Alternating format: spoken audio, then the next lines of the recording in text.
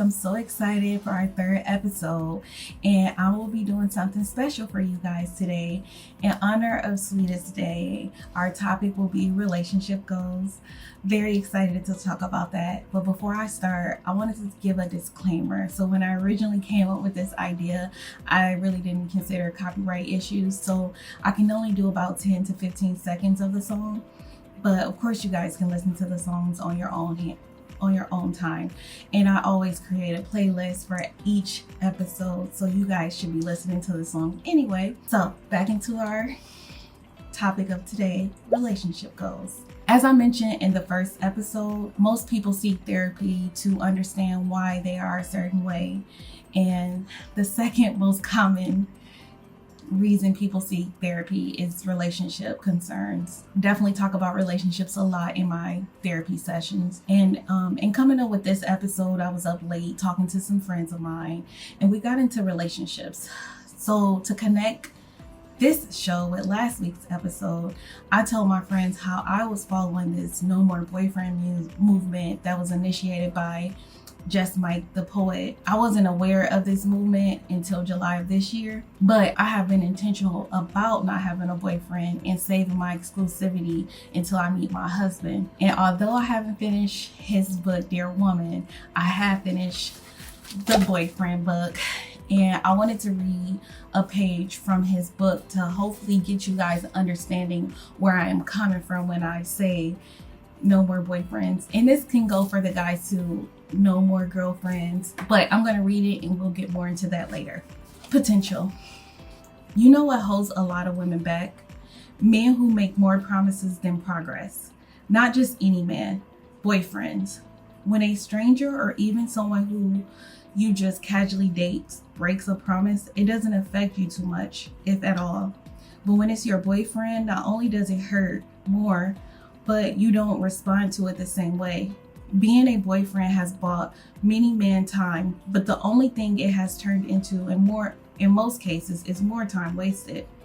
In a day and age when so many women come across men who aren't even close, when a woman does encounter a man who even resembles what she's looking for out there, two things happen: comfort and compromise.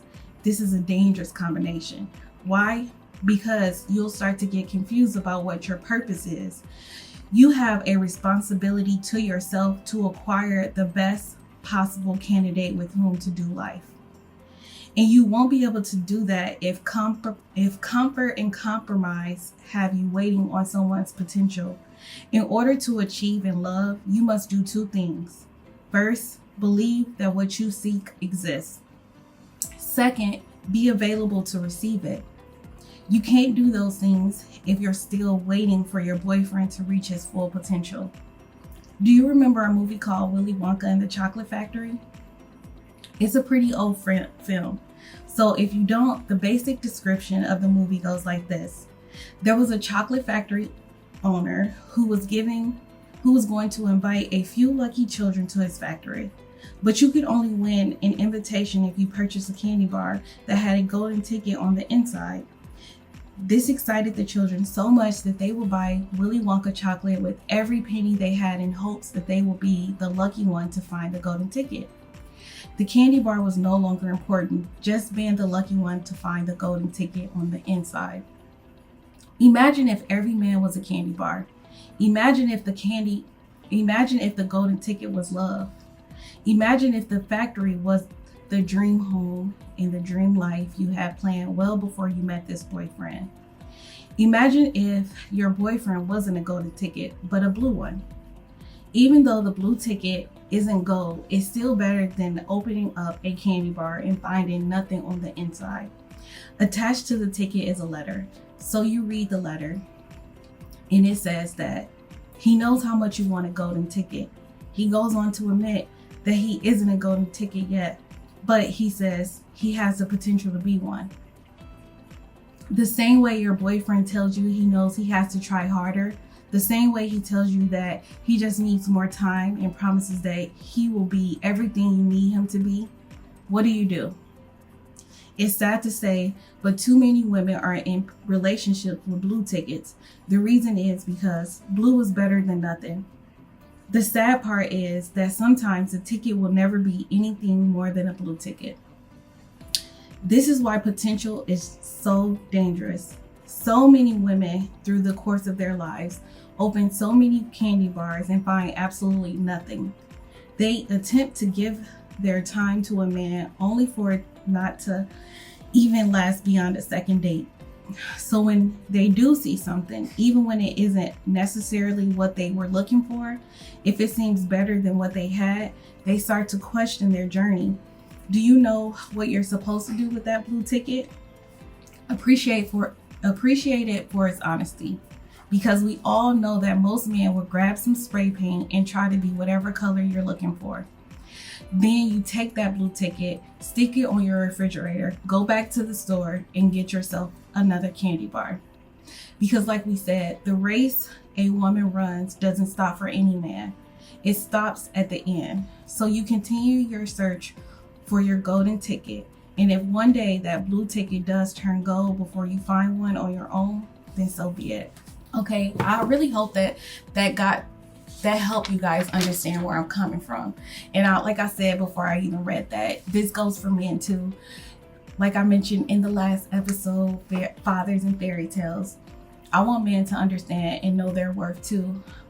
We get so stuck in thinking and not thinking outside the box. And when I say this, I mean not looking beyond one's environment, neighborhood, or city. So people feel as if they only have a few options, and we know that's not true. I tell all my clients, don't limit yourself. It's 8 billion people on this earth and 2 million in Chicago alone. I say Chicago because most of my clients are in the Chicagoland area. And the real issue isn't about options. We know the internet created a possibility for you to date anyone, anywhere, as well as planes, trains, cars. So the options are not few.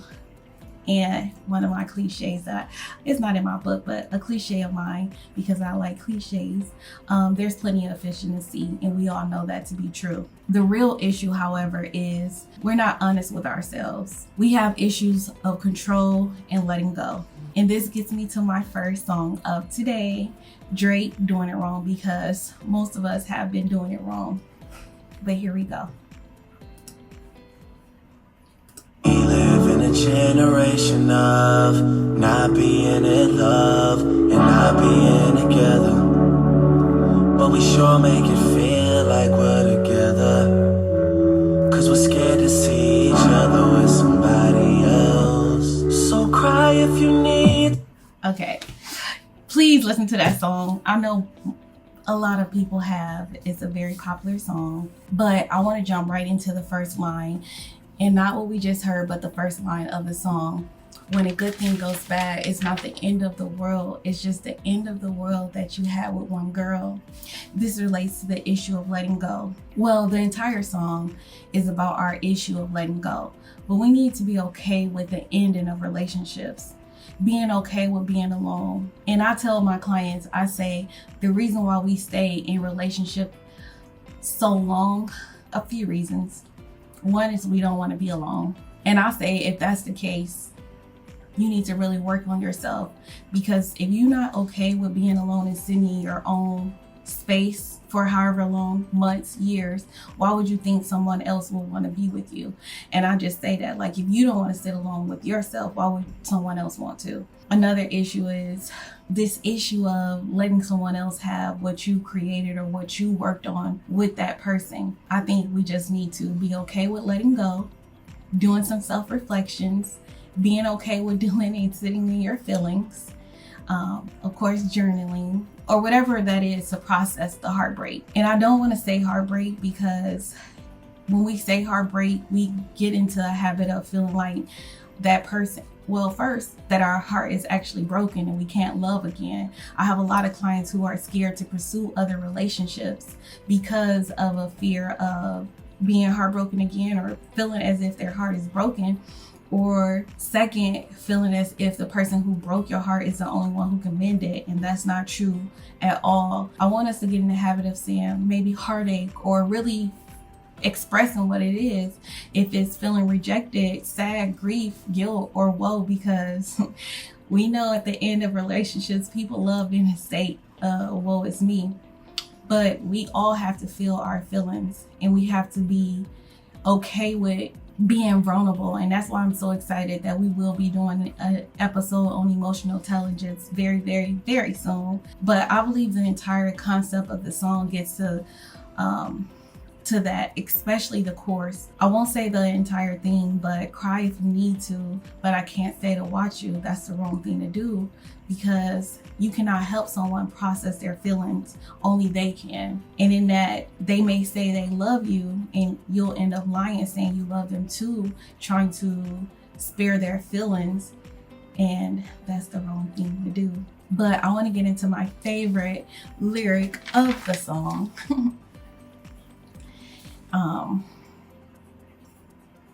We live in a generation of not being in love and not being together, but we sure make it feel like we're together because we're scared to see each other with somebody else. We are living in an era of relationship goals, and it's probably one of the worst things that could have ever happened to real love.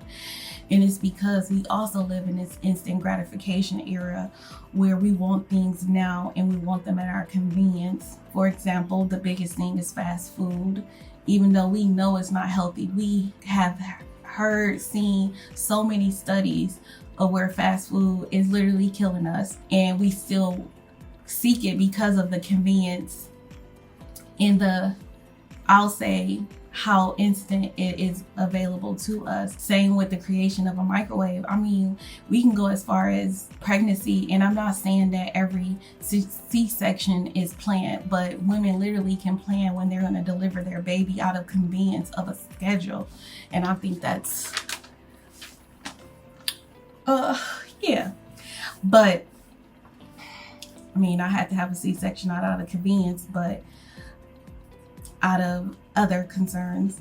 But this is where we get this strange fascination of relationship goals and the idea of having this blueprint to instantly get a great relationship.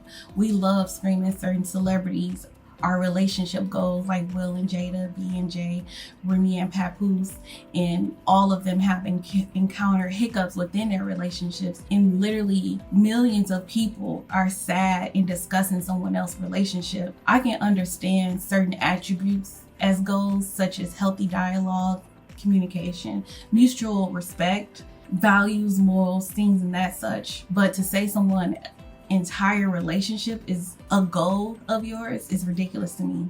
Even people seeking advice on how to obtain a partner, hearing people watching and wanting to know the singer Sierra. I heard this so many times. People really wanted to know the prayer that Sierra prayed for to obtain her husband. And then there's so many self-help books, and nothing is wrong with self-help books. And I'll say self-improvement because I have a self-improvement book, but to read a book to think that it's going to help you obtain your dream partner is not realistic. Only you can work on yourself to seek that answer. But imagine seeing Sierra's prayer and not getting what she got. Imagine waiting 90 days and still not getting what you want. There's no blueprint to finding real, genuine love. People have to realize that meeting someone, going on X number of dates, waiting 90 days to have sex, labeling the relationship boyfriend, girlfriend, then 6 months to a year, one is expecting marriage and usually don't get it. Then years go by and still no ring. And here comes the ultimatum of marriage or breakup. Still neither happens. And people continue to stay in this 10-year, 20-year relationship and never getting the marriage and truly being unhappy with themselves and the relationship, but staying in it because we live in a generation of not being in love, not being together, but we sure make it feel like we're together because we're scared to see each other with someone else. That's a control thing. Literally, people stay in long-term relationships for years because they're scared to leave it and that person meets their next person, the next person, and get married with them. And they feel like, no, I'm not going to let go of all this hard work, when you could have let it go month one because you guys never were in alignment. You wanted totally different things in life, but you stayed. And maybe because of how cute they are, or maybe out of this loyalty of even being with them for 3 months, or just wanting somebody because you were scared to really be alone and really work on yourself. But I want to get back to this word ultimatum. So many people are scared to give ultimatums. And I'm not going to say I love ultimatums, but I know my ultimatums. And I don't think it's a bad thing, because the definition of ultimatum is a final demand or statement of terms. I think ultimatums are stronger boundaries ones are set in, because boundaries are limits you don't want crossed, and ultimatums are final. I feel like if you know you want marriage day one, meeting someone, express that. I'm not telling you like I want to get married to you, but express that that's what you're seeking. And if they don't want that, especially no time soon, you shouldn't be pursuing that relationship anyway. And if it scares them off, because a lot of people are scared to talk about their wants and needs in the beginning because of fear that they will scare someone off. And I say, it's 8 billion people on this earth. They're not meant for you. Seek someone else. But I also want to go to this line I read in the book earlier. 2 things happen: comfort and compromise. This is a dangerous combination. We tend to get comfortable with people, and that's another reason why we stay in situations, because starting over with somebody and breaking all those walls down to really show your true self is something that people are scared of. But this is why you really need to work on yourself, so you can be yourself fully when you meet anybody, and you don't have to be scared to like tear something down or show people your true self, because you should be living your authentic self every single day anyway. But being comfortable with someone causes them to compromise their wants, needs, desires, values, morals, and that's not okay. And it's not love, it's convenience, realistically. But getting back to that, ultimatums to me are your values and morals, and these things should not be compromised. They definitely should be final, and you should know what they are, and they should be solid. Things you should I say should be compromised, I think, are surface level things, not values and morals. And I think values and morals, they come to mind, and they are more so related to mind, body, soul, mental, physical, spiritual. You should not compromise your mind or mental. And when I say this, I'm talking about your feelings and emotion, and being able to communicate them effectively with your partner. And I think this is the first thing that people need to work on in order to be that person, to be ready for a relationship. Learning how to talk and perceive things in a healthy way, having that healthy dialogue, being able to express, not suppress feelings. And I feel like if you're not able to have a healthy relationship where mind, mental is right, that's a final ultimatum to me. I feel like anytime someone comes in your life and then they start making you question, and you start thinking a lot, and you start getting in your head a lot, you shouldn't want to be with that person. If you can't have a healthy conversation with someone, that's a no. And that should be a final ultimatum to me. The next is the body/physical, and making sure you treat your body as a temple so the next person can do the same.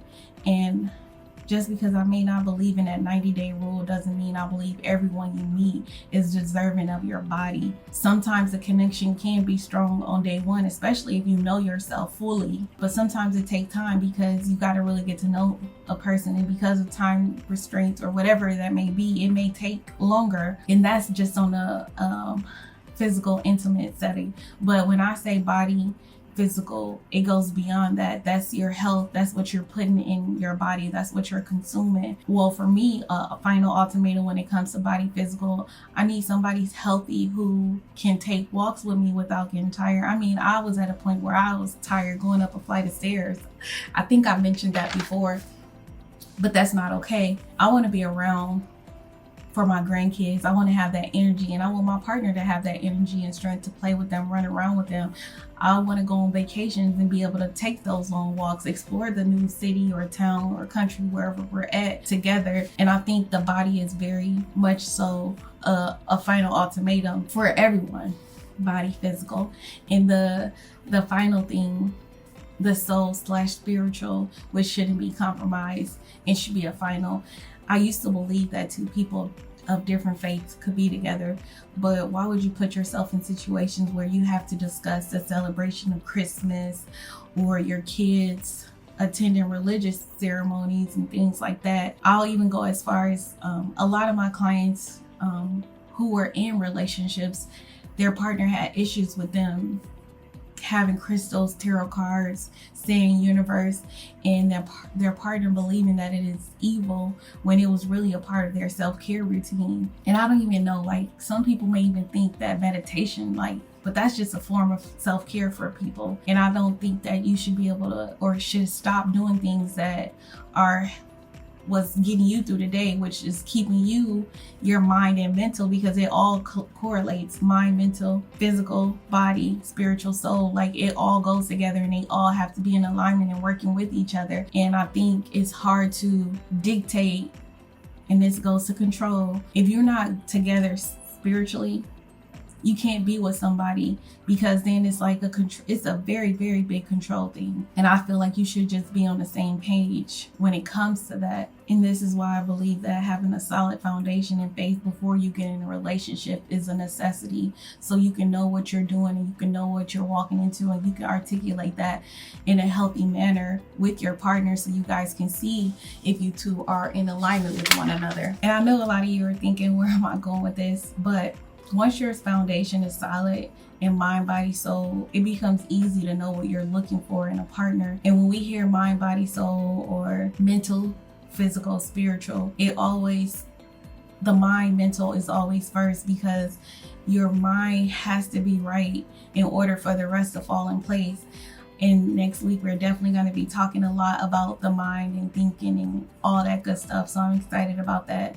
But you have to be able to respond and react to your feelings in a way where you know that they are just feelings and they are momentarily. They will only be here for a moment. Same with triggers and being able to express your feelings without fear. And I'll mention this quote because I love quotes too, but it's a quote by Franklin D. Roosevelt. Fear is just an illusion. It doesn't exist. You created it. It's all in your mind. Correct the inside and the outside will follow. The only thing we have to fear is fear itself. And that's why I said it starts with the mind, the inside, and the outside will follow. I think when your mind is right, it helps you know where you are spiritually and what that looks like for you, so you can have that solid foundation.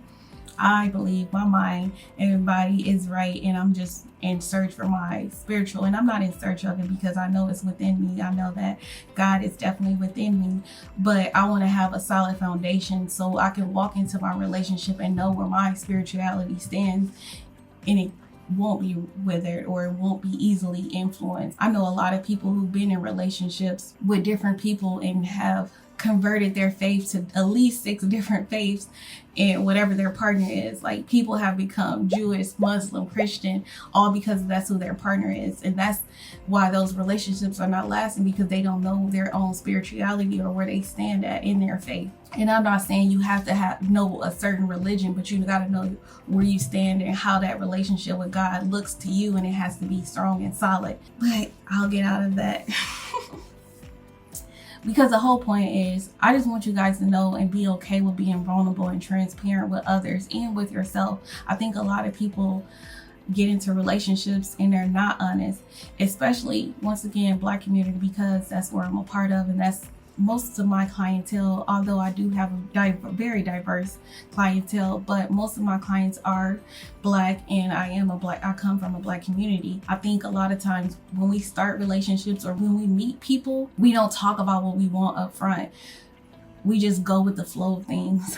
And this is that being an autopilot, which I will be talking about next week. But we just go with the flow, and sometimes it leads to something more, and then they automatically fall into, oh yeah, we should become exclusive, or they just going with whatever the relationship has, until they like, dang, we've been talking for 6 months now and we haven't defined what we're doing. And it's like, that's not okay, because I think that's a conversation that should have been had on day one, especially if you were dating that person or like going on a date with them. Why are you going on a date with them and you don't know what you want from the situation?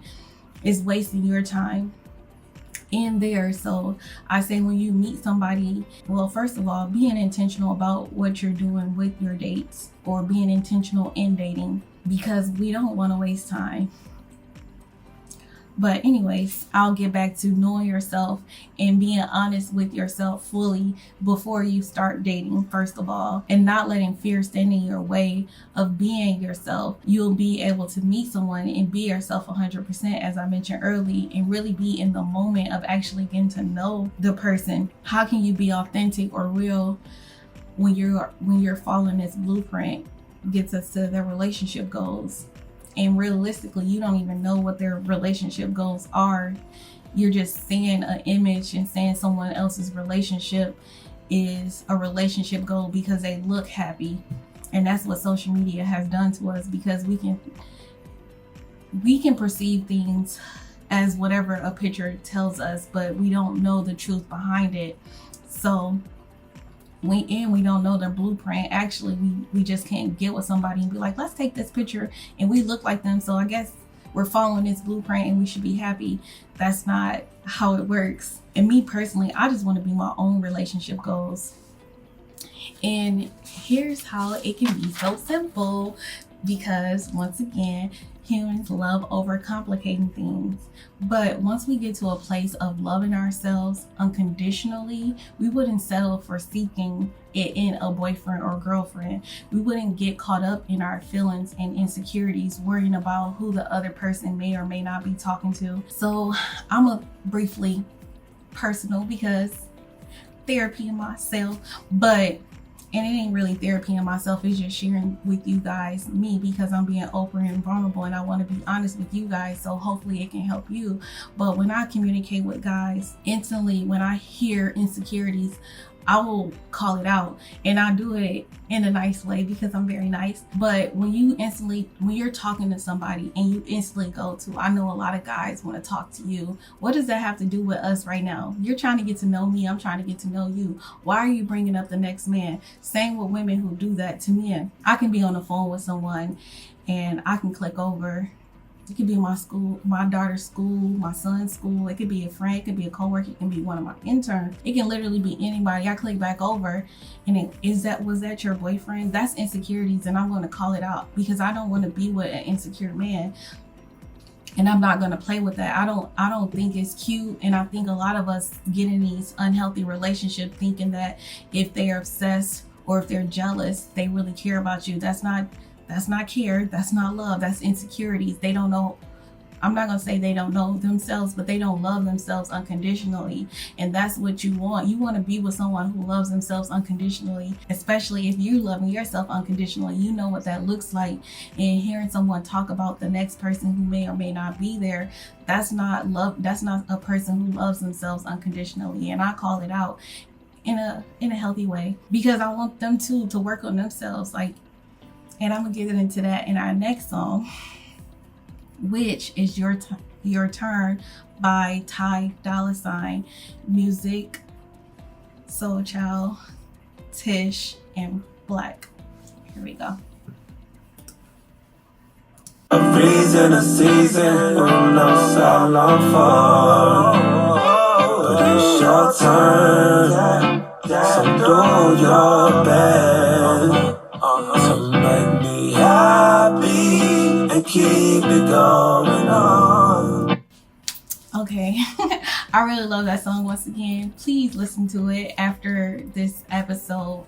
But being in a place where I'm at today, I really worked hard on getting to know myself, and I really learned to love myself unconditionally. And it took a lot of hard work. It took a lot of letting go. It took a lot of letting go of this need for control.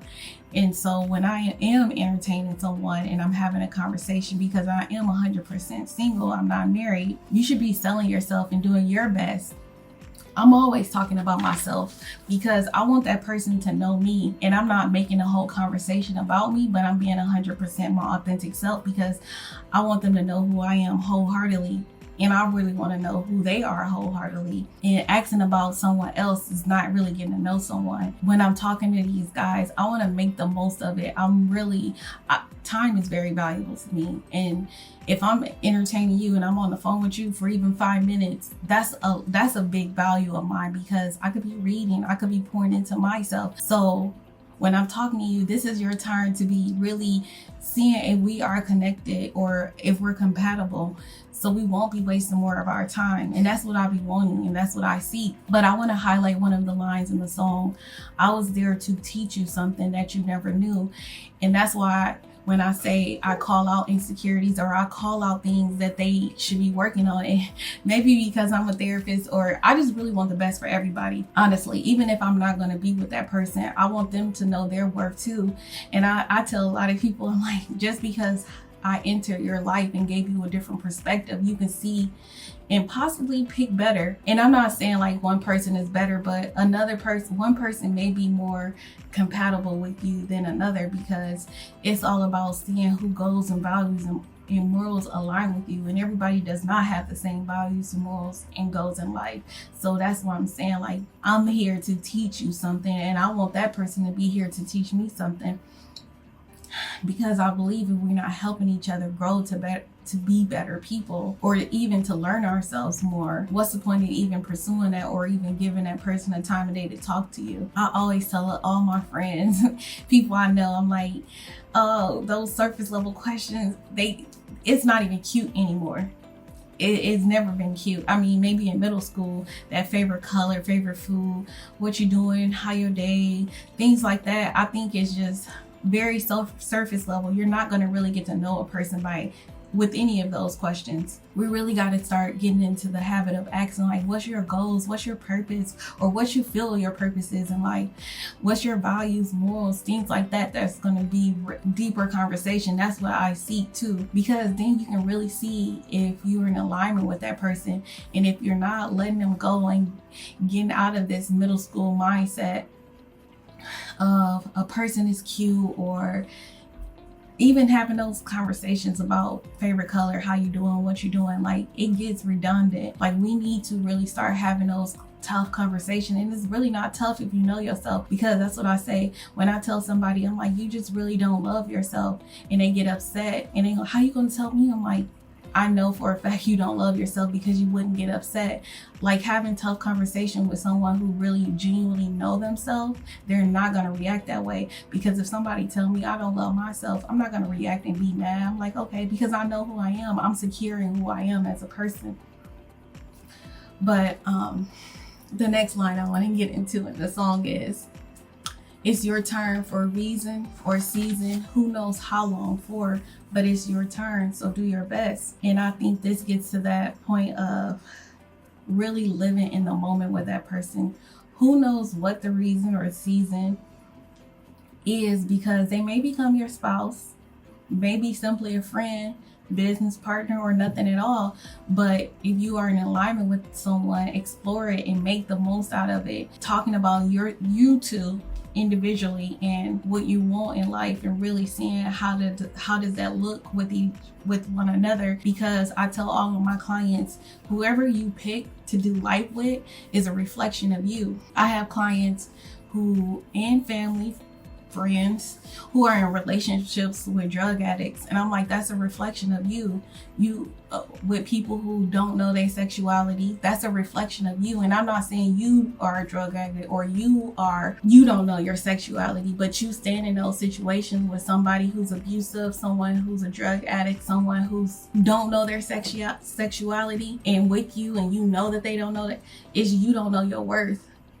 Neither one of you know your worth, and neither one of you love yourselves unconditionally. Because if you did, you wouldn't stay with someone who is a drug addict, who does not know their sexuality, who does not know what they want in life. And I tell people, I'm like, they are a reflection of you, period. Because you choosing to actually be with them despite whatever that circumstances is. And I'm like, you want to choose somebody who align with you, who looks like, and I'm not saying look like you, but who values morals, mind, body, soul, and all of that good stuff is in alignment with what you want in life. Because if two people come together with solid foundations, that's how an empire can be created. And also being okay with letting go, because sometimes it's just not a connection. Sometimes it's just not meant, but you don't know if that person could be a friend or a business partner or something else, or they may have a resource for you for something.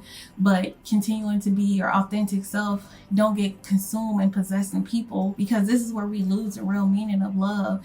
And that's not really being in tune with the person. It's about being in the moment, not being on this timeline that someone else created. But I'll end with the lyric, when it feels good, it's a God thing. So once again, real love is authentic. It's about being present and making the most of every minute, because when you found real love, you act as if each day is your last day with that person, because you felt heartache and you know this is nothing like that feeling you get when you really do meet somebody who's aligned, in tune with what you have going on in your life. Because the feeling of unconditional love, it makes you want to enjoy every moment of it. I'll end today's episode with how I know when I've met my husband is when our values, morals, and goals are so in sync and intertwined that we just know we are meant. Because in the words of Jill Scott, I don't know, maybe we could save the nation.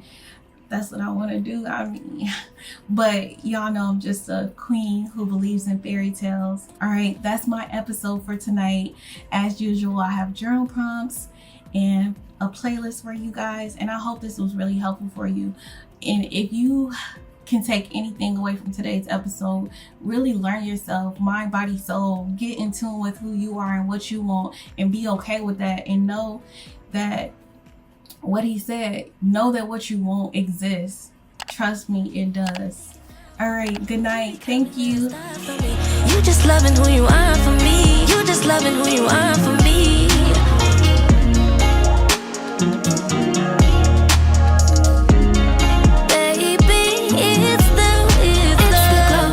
Your melanin done showed for me, dripping from head to toe for me. Baby, come on and roll with me, yeah. See you guys out there all looking all pretty and stuff like, yeah.